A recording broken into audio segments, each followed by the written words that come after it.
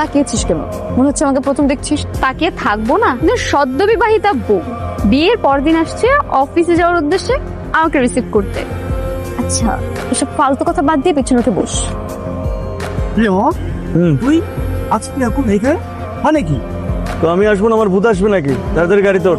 কি রে, বুঝলাম না। গতকাল তোর বাসা গেল আর তুই আজকে অফিসে যাচ্ছিস? হ্যালো হ্যালো, বল। নিজেকে কি মনে করে সে? কোথাকার রাজকুমার? পার্লামেন্টের মেম্বার নাকি? কি সব আজগুবি কথাবার্তা বলতেছিস?